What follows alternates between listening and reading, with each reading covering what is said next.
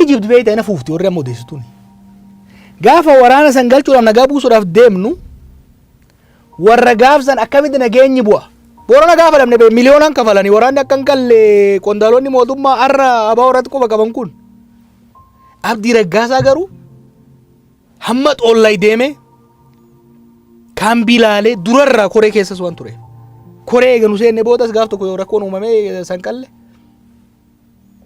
haa deemnu rakkoo kana furuu qabna gaafa nan jedhuun nyaata qophaa'ee bahe afaan kaachuu dhiiseen wajjin deeme. Akka itti inni waraana galee miidhaa fi dhiibbaa irratti godhameen dallane san itti qabbaneessan ayyaadha mooraa san qalee keessatti. Abdii Raggaasaa nama taphaatii miti. Nama loltummaa keessa yeroo dheeraa ture, hoggansa keessa nama dheeraa ture. Lolli gahee jira. Qabsoo nagaatti ce'uu qabna jedhee nama hojiitti jiru wajjin hojjetaa turedha. Kan nama biraan beeku Abdii Raggaasaa waan isaan jedhan kana keessa hin seenuun nan mallatteessa kana. Maaliif wal beeyna waliin hojjechaa turre. Soba kun wanni akkasitti isaan oofan. Abdii Raggaasaa saniif miti kan hidhan sitti hima. Jarri kun imaammata Oromoo qoqqoodanii laaffisanii filannoo kana ittiin hatan kan barbaadaa jiran. Naannoo namatti buusuu barbaadan, walitti buusuu barbaadan, bitachuu barbaadan, doorsisuu barbaadan. Abdiin bitamuu dide, doorsifamuu dide. Kanaaf fuudhanii itti maxxansanii deeman malee waan Abdii Raggaasaatiin wal qabatu miti. Icciitiin hin jiru biyya kana maaliif akkana godhatan? Waraana isaanii wal lolaa jiru kana kan hoogganaa jiru Marroo Dirribaati. Waan icciitii maa godhan? Miidiyaan intarviiyuu kennaa jira. Kun dhugaasaa bakakkooti. Mootummaan akka kaleessa jedhee torban lamaanitti dhukkee irraa kaaseetiin harka kennisiisa jedhee yoo sun dalaguufi dide nuun dalayne jechaa jira miti poolis komishinerichi Wallaggaa Afran keessatti Gujii keessatti misooma hojjetaa hin jirru dadhabne jechaa jira. Eega akkas taate miskiin Abdii Raggaasaa qabsoo nagayaatti jiru maaliif dararan? Dhaqanii Marroo Dirribaatii fi dhugaasaa bakakkoo wajjin kallattiidha yoo qaama sadaffaatiin haasaa keessa galuudha. Sanii miti ka barbaadan. Isaan ka barbaadan sanii miti. Isaan rakkoon isaanii rakkoo waraana saniiti miti. Waraanni sun akka galus waan barbaadan natti fakkaatu. Maaliif akka hin galle gufuu guddaa kan nurra kaayaa ture jara mootummaa keessa jiru. Yoo yaadatte haga ammaatiin yaadadha. Gaafa koree teeknikaa asii bobbaafne Abbaa Gadaa Bayyanaa fi Baqqalaa Hanfan gama dhihaaanii fi warri kun gama kibbaa deemnu akka nu bobbaane shira ammeenya shira ture keessaa tokko waraana amansiifne deemaa turre beeki galchuudhaaf. Mootummaan Itoophiyaa araara jedhamu kana quban qabuu jedhe Jeneraal Biraanuu Juulaa gadi ba'e. Wanni irratti ba'e Itoophiyaan kanumarra salphate sana irratti Itoophiyaan Press Agency irratti ba'e. Booda hoggaan gaafadhu waan hin ji'a dura kenne naan jedhe. Okay. Inni ji'a dura yoo ka kennu taate inni soba waan sobulee irratti fakkaatu warri garuu gaafsan miidiyaa san irratti gaafsan baase gaafa nu deemu hennu. Yoo yaadatte Marroon miidiyaa irratti ba'e kana ka kenne. Asiin abbootiin gadaatiif koreen teeknikaa araarri bu'e jedhanii nu sobanii asiin garuu mootummaan araaruma kanaan beekuu jedha kanaafuu amanee hin galuu jedheeti kan gaafsan murteesse. Kanaaf shira guddaa Boorana gaafa dhayne maallaqa kafalanii warri achi jiru meeqa fiddee dhuftee naan jedhan waraanni akka hin galle ammana kafalamee raatee hoo galchuu meeqa kafaluu dhufte sadarkaa ammanatti deeman araarri akka bu'u waan hin barbaadaniif warra akkamiiti tokko Oromoon nagaa akka argatu kan warra hin barbaanne jira. Lammaffaa waan ammaa sana fiduuf deeman yeroo san dubbachaa sin ture na yaada yoo yaadatte wanni jarri kun nageenyi kun akka hin buune waraanni kun nagaan galee akka jiraatu hin goone baay'ee way nagaan galuu qofaa miti itti aanaa Marroo gurbaa Diinaraas jedhamu ka nuti galchine Bishooftutti ajjeesanii bar humna poolisiiti nama nagaa eeggumsa mootummaa jala jiru humna mootummaatiin ajjeesanii bar waraana bakka adda addaati gale meeqantamtu hidhaa jira. Araarri akka hin buune humna hin barbaanne jira kana. Maaliif sababatti fayyadamanii adda bilisummaa Oromoo paartilee kaanis geemii keessaa baasuudhaaf. Maaliif namni waan beekuudha. Waanuma mallasaan faan 91-92 godhan san riipilee godhuu barbaadanitti malee Abdii Raggaasaa nama darree akka isaan yaadanii akka hin taane uummanni Oromoo beekuu qaba. Gaara dhagamee amma kan hundumaa ta'ee yeroo argitu keessattuu koree teeknikaa keessa yeroo turtetti dhiibbaa godhaa turte waraanni bosona jiru akka galu. Sanaaf immoo komii adda addaa sirratti ka'a. Har'a yeroo geessee ilaaltu murtii keessatti yookiin sochii goote sanatti gaabbita. Dongorri guddaan goone takkittiidha.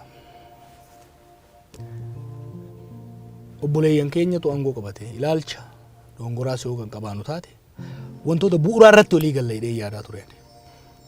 Oromummaa irratti walii galla. Tokkummaa Oromoo irratti walii galla. Fuulduree Itoophiyaa haqi Oromoo keessa eegame irratti walii galla. Eenyutu aangoo irra jiraata ilaalcha kam paartii kamtu mo'ataa irratti walii galuu dhabuu dandeenya. Garuu hogganoota Oromummaa qabanii wajjin haasayaa turre nan yaadadha. Obbo Daawud bira dhaqee confidently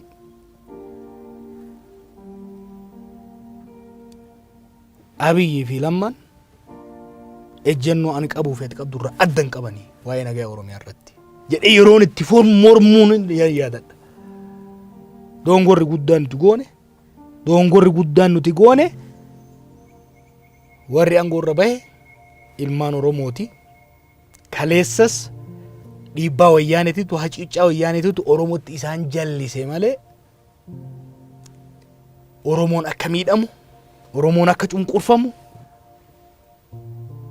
Oromoon lola keessa akka galu, tasgabbii akka dhabu hin barbaadan jedhee hin shakkine. I trusted them. Dongorri ani argu achi. Isaan amanuun dogoggora amma. Dongora guddaa ture. Maaliifi isaan yeroo bitatanii aangoo gadi cimsachuu malee biyyi kunis uummanni keenyas gama dimokiraasiitti akka cehu fedhii qabaachaa akka hin turin mul'ataa ture yeroo sanitti. Yeroo tokko beektaa willful ignorance waan jedhamu jira. When you want to believe nageenyi biyya kanatti akka bu'u ce'umsi kun nagaan akka ce'u akka godhamu hireen Oromoon dhiiga isaatiin fide kun akka milkaa'uuf hawwii guddaa qabaachaa waan turreef yoo yaadatte gama jalqabaa irratti Abiyyi mormaan ture. San hunda dhiifne wanni kun milkanaa'uu qabaa jennee cichine hanga manguddicha Daawud Ibsaa live TV irratti itti iyyanutti kan deemne garaagarummaa fedhes yoo qabaanne tarii jarri kun walitti aaree wal amanuu dhabaniiti malee Oromummaa irratti Oromiyaa irratti nagaa irratti garaagarummaa hin qabanii jedhee waan yaadeef san dhiibaa turre leessan lardu baranneerra. Garuu kun akka dhufuun beeka Jawaarii tarkaanfii sana fudhataa kan ture abaa'uudhum dadhabsiisuuf malee rakkinni kun gara boodatti akka dhufu hin beeka. Lammatas immoo otoo jara namanin jennu amanee kana kan godhe abaa'uudhum dadhabsiisuuf malee lakki dogoggoraa takka mamma jettu kanarraa miti kan jedhan jiru. Gabaabatti maal jetta? Dhugaa dubbanne ana abaa'uus dadhabsiisuun barbaanne yeroo sanitti Abiyyis dadhabsiisuun barbaanne. Lamaanuu akka cimanii waliin deeman ture hawwiin kiyya. Durumarraan keessa ture akkan siin jedhu. Nan yaadadha yeroo dura waan kana keessatti wal godhe nama wayiitu naa bilbile. Paartiin adda addaa biyyatti galaa jira. Adda bilisummaa Oromoo hin galle. Muummichi ministeeraa dhaqee hin galtan jedhee achumaan jalaa bade. Maal wayyaa jedhee namni wayii naa bilbile. Bilbilaan an dubbii kana keessan seenuu hin jedheen. Seenuu qabdaa.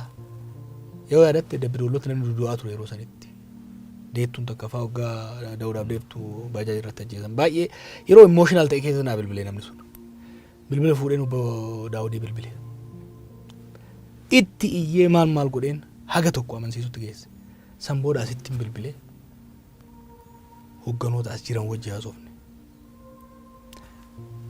Tan biraa kan yaadadhu yeroo Abiyyiif Lammaan Minisootaa dhufan airport irra hanga hoteelatti nagaa wal gaafachuutti aansee kan dura waliin haasofne akkamitti dhimma abaa'oo kana bifa nagaan dhumnaaf hinnaadha. Maaliif dhimma Daawudii fi Abiyyii miti kun abaa'oon seenaa Oromooti. It's the embodiment of Oromo history. madaa baay'ee jira. Madaa san hunda fayyisuudhaaf dhimma abaa'oo kana nagayaan bifa gaariidhaan goolabuun fuulduree Oromiyaatiif fuulduree biyya kanaatiif barbaachisaa jedhee waan hin amanaa ture. Lammaffaa boleen keenya kun aangoo qabatan kontiinitii aangoodhaa mirkaneessuudhaaf uf duuba mil'achuu akka hin qabne waan hin amanuuf Oromoo ofirra birrachuu hin qabanii rakkoolee Oromiyaa keessaa fi Oromoo keessa jiran nuti irraa danda'uu qabna. Isaan biyyattii ceesuu nyaapharra qofarratti hafuulleeffatan gajja'uun socho'aa turre malee abaa'oonis yoo gale waraana isaa kabajaadhaan galchee akka paartiitti yoo socho'e galma isaa galmaan gaachuudhaaf isa fayyada. Amma booda of duuba deemuun hin barbaachisu. Abaa'oofis obboleeyyan keenya aangoo irra jiraniifis gaarii kanaa jee waan itti amaneef hin deemne jechuudha. Mee gara KFO'tti darbina. Egaa amma sila yeroo dubbattu waan barbaanne galmaan geenyete deebine keessattuu gara baha Oromiyaatti fi kibba Oromiyaatti imala goonanii jettee turte Profeesar Mararaa fa'aa wajjin. Garuu gareem sin mormu immoo jirraadhuma jedhanii galanii girrisaadhuma ta'aniiti deebi'anii yookiin immoo warra achi ba'e sana ta'an hin beeku girrisaadha kan ta'e guma baasuma jedhanii deebi'anii kana alatti wanti isaanii buusan hin jiru amma sirumaa deeggarsi isaanii jalaa qooraa jira waan hojjetan dhabaniitu jiruyyuu keessattuu gara siyaasatiin kan jedhutu jira. Mee kanumaan wal qabsiiftee yeroo ammaa kana gama KFO'tiin maaltu jira gara paartii keetii jechuudha. Actually tuffatamuun gaarii yaita. Waan jaan kana yotti amanan nu gaarii. Yaadatta lattu gaasaa turre yeroo bookkisan abbaa Isaayii afaan Hayilamaariyaam Arabii warri koonis. Yeroo si tuffatan bareeda. Waan hojjennu beeyna tarsiimoo qabna. Geemii sirriitti beeyna. Kanaaf akkuma reefu siin jeetti duula goone namoonni baay'ee yeroo san maaliif dursanii duula godhanii kan jechaa turan. Tokko lama sadii afur waan irraa argachuu qabnu lafa keenyatti kan kaane. Profeesar Mararaa kana namni beeyta laaftutti laala. Akkasii miti. We have a strategy. Electoral strategy bareeda qabna. KFO'n waggoota 23f yeroo turetti filannoo hedduu keessatti yeroo hirmaate muuxannoo qusa lafa kaayete qaba. Profeesar Mararaan akka hayyuu siyaasaa guddaatitti filannoon ce'umsaa maal akka fakkaatu sirriitti beeka. Anis akka nama siyaasaa qorateetii fi sochii uummataa keessatti hirmaataa turetti beekna. We have clear cut strategy. Hanga ammattuu waan hojjennetti itti quufnee baay'een isaa inumaa irra dabre. Amma waan sodaadhu tokko maal akka ta'e beektaa? Dubbiin akka gaafa duraa 2020tti bakka barbaanne geenne 2018tti akka hin dhufnedha. Clear cut strategy qabna. Yoom maal akkamitti eenyuun hojjetamuu qaba ka jedhu lafa kaa'anneerra. Baay'ee waa irraa miti akka isaa yaadan wanni gurreefnee miti kan seenne. Akkuma dhaabaniin Baqqalaan Ameerikaa dhufe. KFO'tiin seenaaf hin seenuu beekamu baatu malee yeroo dheeraa fudhannee anaa isaa Profeesar Isqeel istiraatejii hojjechaa kan turre filannoodhaaf. San booda Awurooppaa Profeesar Mararaa Dajaneef Addisuun dhufan. Dahoo qabannee Jarmanitti waa'ee filannoo kana irratti waan hojjennee jira. San hojiitti hiikaa jirra jechuudha. Girrisassaa jedhanii hin jirru haa jedhan barbaadanii hin jirru akka gaarii jirra. Akka jirru immoo itti agarsiifna. Yeroo barbaachisaa ta'etti waan barbaachisaa ta'e hojjechaa deemna jechuudha. Filannoo irratti shakkii hin qabnu tarsiimoo gaarii qabna. Hojii hojjetamuu qabu immoo walakkaa ol jarri akka nu hojjetutti hojjenna. Kanaaf gara KFO'tiinis gara dhaabbilee mormitootatiin rakkoo hin qabnu. Osoo nu jiraachuu baanne osoo nu waan kana godhuu baanne Oromiyaa irraa abdii kutanii gara kibbaa qajeelanii. We know waan hojjetaa jirru kana irratti deeggartoota keenyaafis uummataafis warra nu mormuufis wanni ibsinu filannoo nagaa tarsiimoodhaan masa qabne sagalee tokko uummata keenya akka argannutti karoora lafa kaa'annee kan socho'aa jirru. Kanarratti qophii qabna kun homaa rakkoo hin qabu. Amma ibsuma OMN fi KFO isa dheengaddaa jechuunis Maarchi 8 wal qabate tokkummaa uummataa irratti miidhaa geessisaa jiru. Kanaaf warra miidiyaas haa ta'u paartilee siyaasaa irratti tarkaanfii fudhatamaa kan jedhudha gara mootummaatiin kan himame. Kanoo attamitti ilaaltu keessattuu karaa boordii filannootti dhiibbaan irratti deemsifamaa jira kan jedhus gama sana wanti himattantu jira. So kana wajjin yeroo ilaaltani KFO'n yeroo ammaa kana dhiibbaa akkamii keessa jira, haala akkamii keessa jira? Tokkummaa kijiba Haile Sillaaseen osoo faarsu qaare.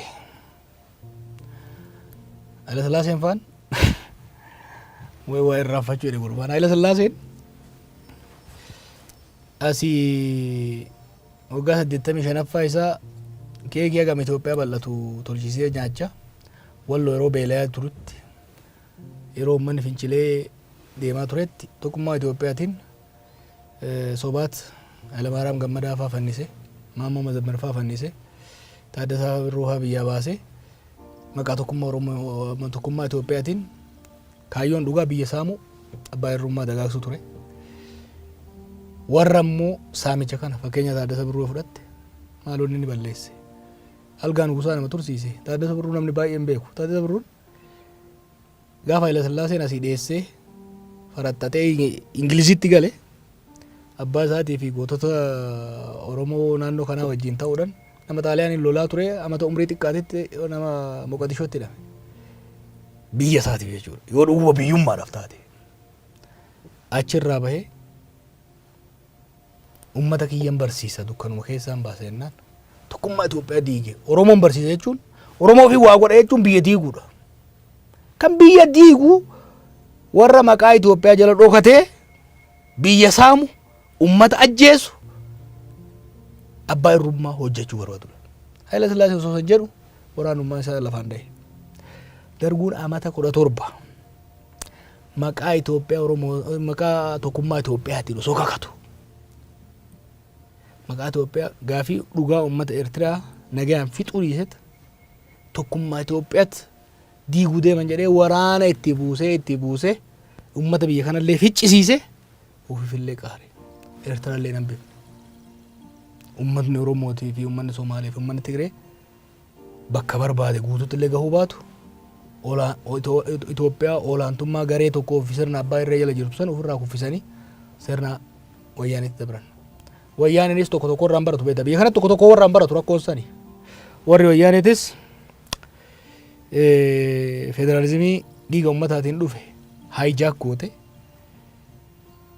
olaantummaa garee ofii irratti shuumte warra saba ofiitiif qabsaa'u warra dhugaa uummataatiif qabsaa'u dhiphoota warra uummata diiguu barbaadu warra shaabiyaan ergamu warra maaliin ergamu jettee osoo nama fixxu osoo nama hiitu isillee irraan olle qaaritee jechuudha.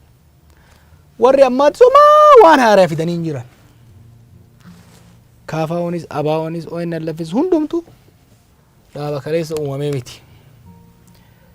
Biyyaafis yoo taate biyya tanaaf biyyuma Itoophiyaa isaan ittiin dhaadatan ittiin of jajan tanaafis yoo taate warra of jaju kanaa ol Mararaa Guddinaatti hojjete. Bilisummaa uummata kanaatiif qabsaa'ee waggaa 9 mana hidhaa keessatti dararame. Sanii as paartii nagaa dhaabe qabsoo godhaa ture.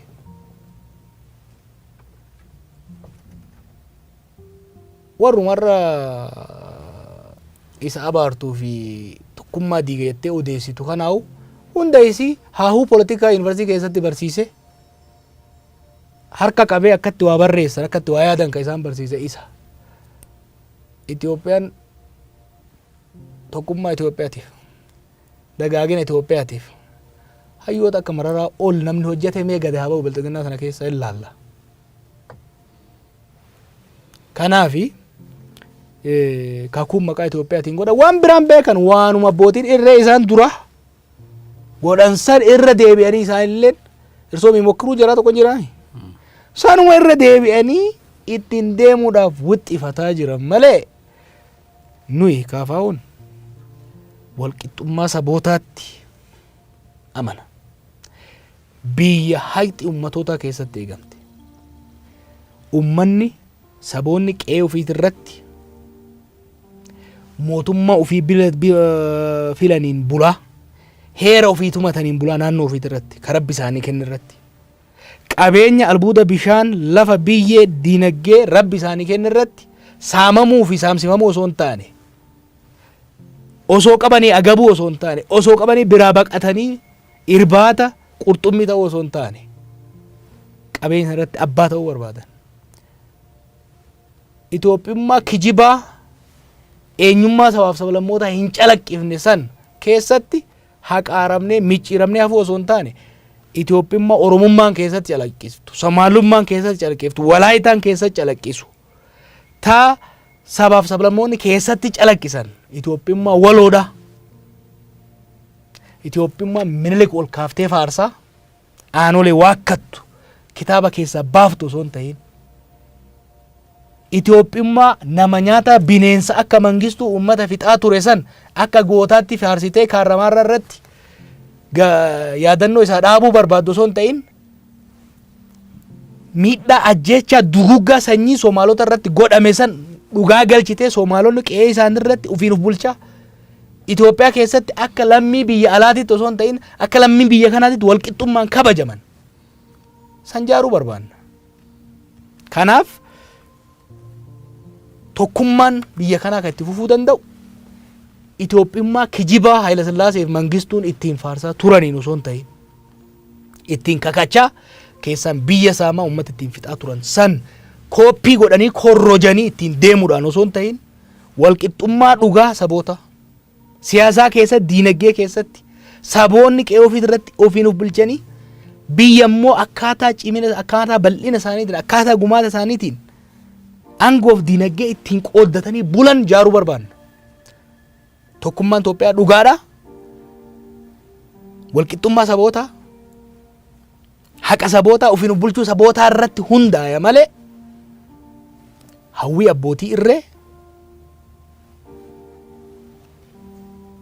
hawwii abbootii irree maqaa Itoophiyaatiin kakachaa biyya saamuu barbaadan biyya gurgurachuu barbaadan uummata cafaquu barbaadaniin hin taatu jechuudha.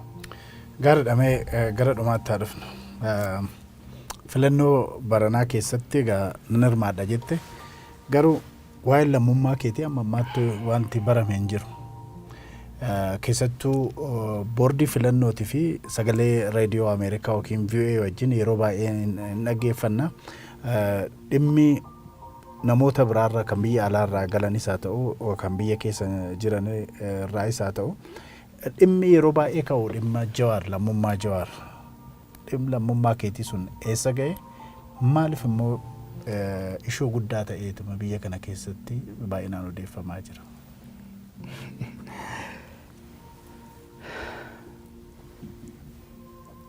Nama waan kan hordofutu muuziqaa asteer tokko dha ergi ixaaf xaalsimee ka jira. Maqaa kiyya kana gabaabate Jawaar kan jedhu dheeressee maqaa Raayishaa wayii itti kennuun qaba. Abbaa sodaarraa hubee abbatteefti beeyta. Wal beeynaami. Dhugaan garam akka jiru beekan. An beektaa dhimma kana waan ajandaa akka ta'u hin barbaanne malee waa baay'ee dubbachuu hin danda'a. Ani biyya alaatti illee lammummaa biyya alaa kan hin fudhanne dhugaa fi lammummaa Ameerikaa argachuu kiyyatti nan gammada bakka osoo fedhetti ittiin socho'uu danda'een jira. Sitti maan ture yeroo Ameerikaa turre paaspoortii kiyya dulla ciccitaa Itoophiyaa sana yoo agarte paaspoortii saniin socho'aa ture Singaappoor irraa kaasee hanga Kaanaadaatti hanga Oksforditti biyyoota deeme hunda keessatti. Paaspoortii haaromfattu achitti birrimaa fi appilikeeshinii fi fingarpiriintii ergita. Koottuu naan jedhan embasii. Koottuu tana maaltu fide qamaleetu leenca qamaleetu muka koreedhan muka korteeti leenci dhufeet qamumee gabbuu inaasofna jedheen. Jetteen qamu sin tuqu gabbuu inaasofna jedheen. inaasofnaan waan jiru inaasofnaan kun inaasofnaa fi gabbu'een kun waan jiru sintuquu tana maaltu keessa fideetteen beeyta yeroo sani kootto embasiin an jedhan kana biraa yaamne yeroo san immoo jaraa walit jirra lakkii kun hin taane jeetiin lammummaa Ameerikaa fudhadhee paaspoortii warra digiriin kaardiin qaban ture paaspoortii fudhadhee socho'aa ture akkanas dhufuuf murteesseen hogganoota jira wajjin haasaa turre ajandaa godhatan malee ani murteesseen dhufe biyya kiyya deebi'uudha biyya kiyya deebi'ee hanga lubbuun tiina keessa jirtutti uummata kiyya tajaajiluudha murteesseen dhufe kotata kiyya fudhadheen gale paaspoortii naa kennaan jedheen lammummaa gana jijjiiruun edaa jennaan lakki haalli kun hin beekamu yoo rakkoon tokko gahe gadi baatee qabsoo kana tuufuu qabdaa warri jee warra biitan hoogganaa jiru okay jedheen fudhadhe socho'anii ture booda hoggaan dubbiin deemtee filannoo kana seenuu waan hin qabuuf ufumaa ajandaa godhu eegalanii beeyta baay'ee warra miidiyaa wacuu kana waajjira muummicha ministeeraatii fi waajjira ODP keessa ajandaan kennamaafii ture lammii biyya alaa ta'ee akkamitti poolitikaa biyya kanaa boorcaa jedhan ammoo filannootti hoggaan seenuu jedhu okay lammummaan manan deebisaa jedheetiin uummatatti lammii biyya alaa ta'uu isaa naa gahee meedhoo isaan hin jiru nan deebisaa jedhe dhaqee Ameerikaa dhaqee waan irraa eegamu fixadheen deebi'e akkan deebi'een embasii Ameerikaa beellama qabadhee dhaqee paaspoortii kiyya deebisee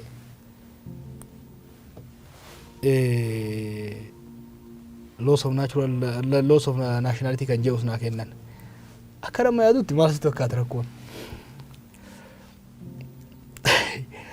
dura lammummaa hin dhiisuu hin sodaataa jedhanii yaadaa turan beekta namni miizaan ofiirra taa'udha si kaaya ofii sodaattu waan ta'aniif qabsoon tun maal akka taate qabsoon tun eenyufaa nyaattee aarsaa akkamiin akka geette as geesse waan hin beekneef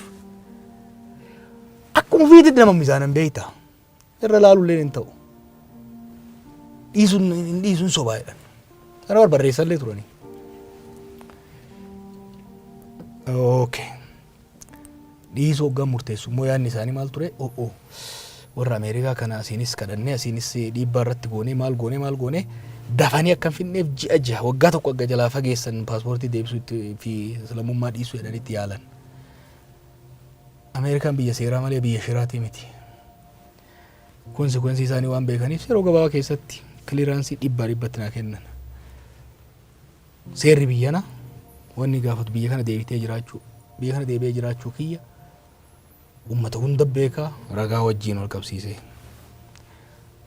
wanni lammataa gaafatu lammummaa biyya alaa deebisuu kiyya paaspoortii deebisuu qofa osoo hin tahin deebisee lammummaan Ameerikaa narraa mulqamee Ameerikaan homaa narraa akka hin barbaanne kan mirkaneessu loss of nationality certificate Department of State irraa Ameerikaa irraa naa dhufe kana lamaan wal qabsiiseetiin xalayaa wajjiin qaama dhimmi ilaalu immigireeshinii mootummaa Itoophiyaatti galche. Xalayaan amma ka barreeffame akkuma reefu hin jedhu dura hin galchuu hin sobaa ka jedhurraa beektaa tokko akka ofiitti nama laalti maal godhanii jiran asitti akka biyya kana keessatti biyya kana beektaa corroqa walloluun kun odoo hafee wayya corroqa keessatti walloluun kun odoo hafee wayya beektaa taphni corroqa keessaa kun odoo hafee maaliif biyya kanatti seera cabsanii nama lammummaa biyya alaa qabuuf paaspoortii kennanii jiran nan beeka biyya kana keessatti seera biyya kanaa cabsanii national security sensitive matter by the way ani waan dhimma kana nan beeka amma biyya Ameerikaatti dual citizenship hin ayyama lammummaa biyya lama dual citizenship bakki itti ayyamne jira dhimmoota nageenya biyyaa wajjin wal qabatan waajjira pirezidantii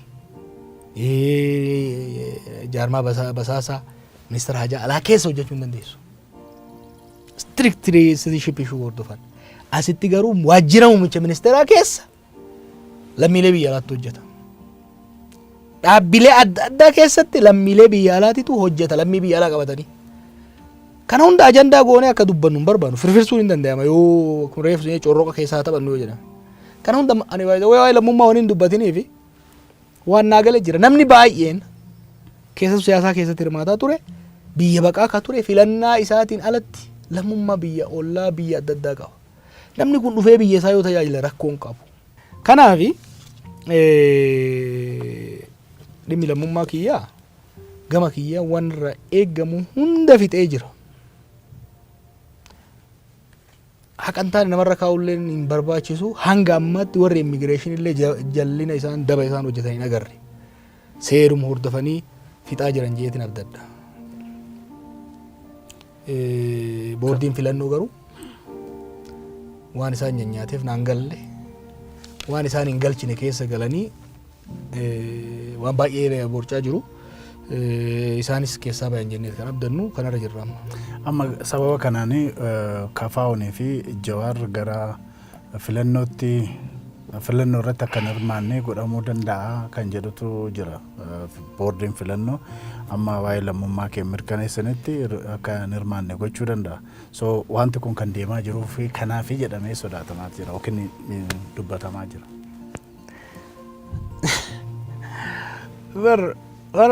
Qonna ofiitiin nama safartii rakkoon isiisanii. Qonna ofiitiin nama safartii malee ka qabsoofnu Mararaa filachiisuuf, Jawaar filachiisuuf, Daawud filachiisuuf, Kamaal filachiisuuf miti. Kan qabsoofnu mootummaan Oromoof Oromiyaa, mootummaan Itoophiyaa uummataan filame akka ijaaramuufi. Abbaan fedhe keessaa hafuu, abbaan fedhe sababa meeqa tuulanii hambisanii hidhaa jiruu minama. Nama baay'ee barka hidhan akka filannoo keessatti hin dorgomneef. Nullee ajjeesuu danda'an. Waan tokko garuu uummata Oromootiif kana hunda qophinu. We're ready. Ka hidhamuufis, ka seera sawasatanii hambisaniif, ka hidhaniifis we have backup plan. Abadan. Kam September. Maskarama irratti, fulbaana irratti Oromiyaan mootummaa filameen bulti. Jawaar filamuu dhabuu danda'a, Mararaan filamuu dhabuu danda'a, Ibsaan filamuu dhabuu danda'a, doesn't matter. Maal filamuuf qabsoofne? Nu aangoof hin qabsoofne. Uummata keenya aangeessuudhaaf, dhugaa uummata keenyaa galchuudhaaf, warra aangoo malee kaayyoo biraa hin qabne, warra barcumaa malee dachi isiin irra teessisan hin beeyne, warra barcumaa malee aarsaa wareegama waggaa 50 uummanni kun itti kafale hin beeyne. Warra hadhaa gabrummaaf mi'a bilisummaa hin beeyne, warra aarsaan qabsoo maal akka taate hin beeynetu abaluu yoo dorgome abaluu yoo dorgomuu dhabe. This is irrelevant nuuf. Qabsaa'ota Oromootiif eenyu pirezidantii ta'a, eenyu maal ta'a, eenyu kana ta'a is not an issue. Saniif issuun kan nuuf issuun uummanni keenya filannoo bilisaatiin namaa fi paartii barbaade filachuu qaba. Kan ammoo akka danda'u kadhaa osoo hin taane dhiigaan injifannoo argateedha. Har'as kadhaan osoo hin taane seeraaf sarara isaa qabatee qabsoo isaatiin ni godhata. Gorsi ani jara biltiginnaatii qabu maallaqa guddaa qaban. Maallaqa saniin dhangalaasaa dorgoma.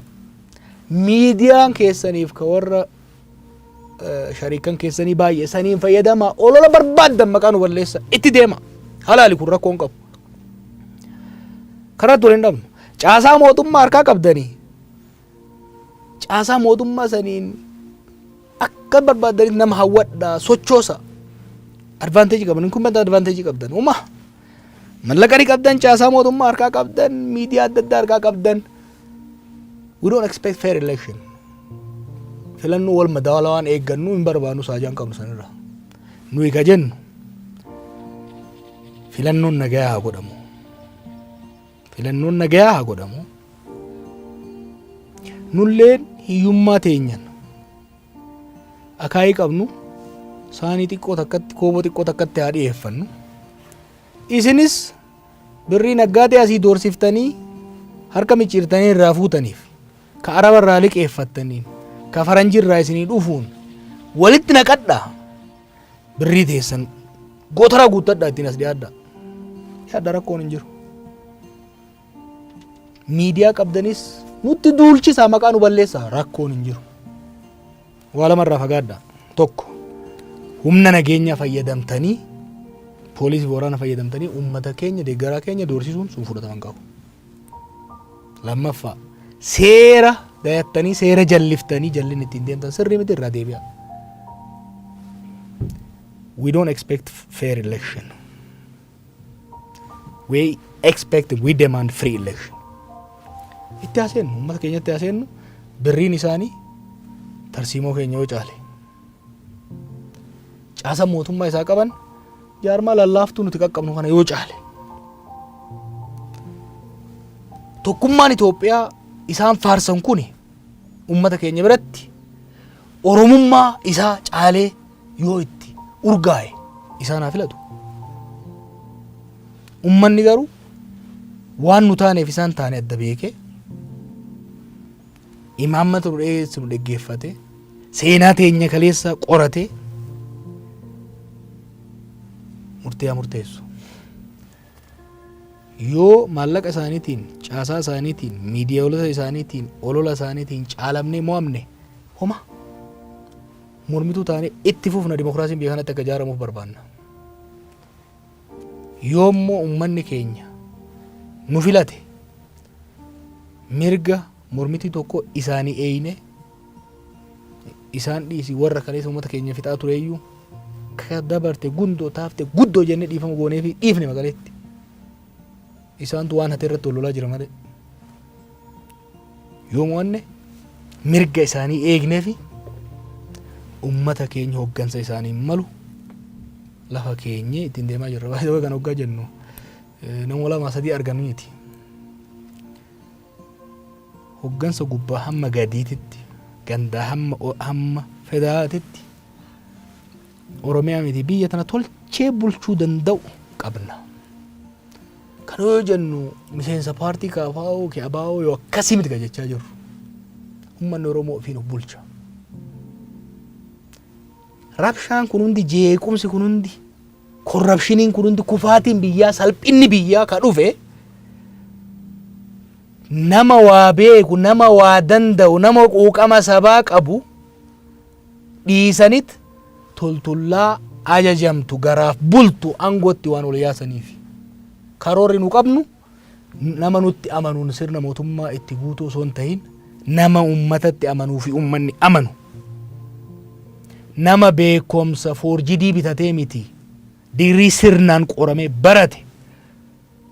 Nama muuxannoo kijibaa mallaqa kafalee barreessifatuun osoo hin ta'in ragaa dhugaa dhiheeffatu. Araddarra hamma olitti sanuu immoo kafilame. Ngoonaa jechuudha. Gaafas biyyi kun qaanii keessaa bahe.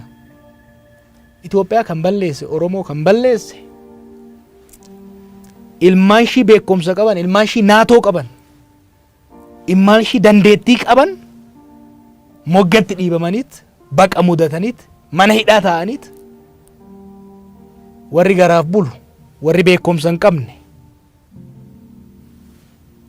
warri amanamummaan isaanii warra isaan shuume malee warra isaan dhaleef, warra isaan guddiseef hin ta'intu bakka wal bira dabre. Kanaaf rakkoon uume kana gaddaa buudhaaf nu qophiidha. Gaara dhagaa hin laalla nutis sina hunda keessaniiti. Jawaar Mohaammed egaa yeroo bal'aadha fudhannee mari'anne hangama kiyyaan fixeera. Naaf wanti jettu yoo jiraachuu baate daawwattoota keenyatti egaa nagaa dhaabne addaan baana. Daawwattoota isiniif hin dhaamsa qaba. Uummata Oromoon ganina. Don't do it. Isinitti himu.